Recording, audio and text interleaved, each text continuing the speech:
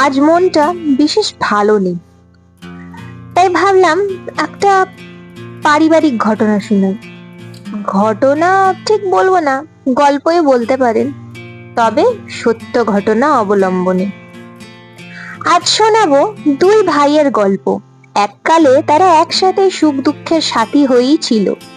বড় ভাই ভারত, সুবিশাল পুরাতন আত্মা, আর ছোট ভাই পাক, আগুনের ফুলকি।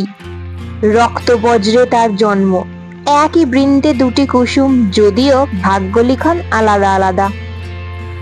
পাণ্ডব আর কৌরবদের মতো তাদেরও রক্তের সম্পর্ক, তবুও সীমারেখা দ্বারা বিভক্ত। আগে যেটা ধর্ম, পরে সেটাই ইচ্ছায় পরিণত হলো। আগে যেটা ভূমি, বর্তমানে সেটা রণভূমি। ক্ষমতার অহংকারের খেলা। যুধিষ্ঠির মানে ভারত ধৈর্যশীল, বুদ্ধিমান, শান্তি দিচ্ছে, জায়গা দিচ্ছে। তার কথায়, তোমরা জায়গা নাও, নিজের সততায় বাঁচো, তবে মাত্রা ছাড়িও না। কিন্তু দুর্যোধন মানে পাক, সে যে গর্জে উঠে যুদ্ধের দামামা বাজালো, অন্যের জিনিস দখল করতে চাইলো, সিংহকে অনবরত খোঁচা দিতে লাগলো।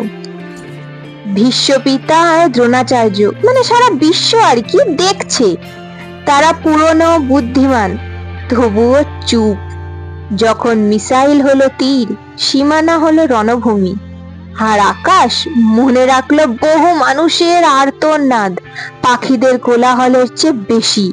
তখন কাশ্মীর। এই গল্পে দ্রৌপদী সুন্দর, পবিত্র, অথচ তাকে টেনে হিচড়ে আনা হলো পশুদের মধ্যে। তার মর্যাদা ক্ষুণ্ণ হলো, শান্তি বিঘ্নিত। যদিও দুই ভাই তাকে দাবি করে ঠিকই, কিন্তু কেউই তার দায়িত্ব নিতে চায় না, তাকে ধরে রাখে না। আজ আমরা যেখানে দাঁড়িয়ে, এক নতুন কুরুক্ষেত্রের কিনারে। সাথে রয়েছে পারমাণবিক অস্ত্র, দৈব ধনুকের বদলে, আর ভগবানের বদলি হয়েছে বিশ্ব রাজনীতি আর প্রচারে।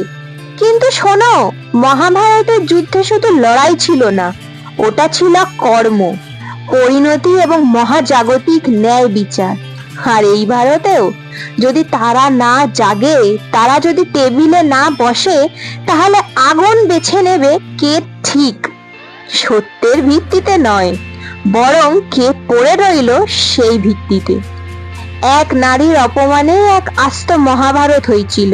প্রথমে দ্রৌপদী, রাজত্ব ধ্বংসস্তূপে বদলে গেছিল, আর এখন সারা ভারত জুড়ে নারীরা বিধবায় পরিণত হলো, সাধারণ একটা ভ্রমণে, যা গণহত্যার রূপে পরিণত।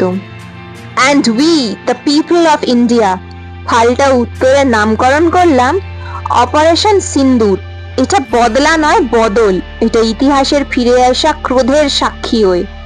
তাই ইট মারলে পাটকেল তো খেতেই হবে বাবা, আর হজমও করতে হবে।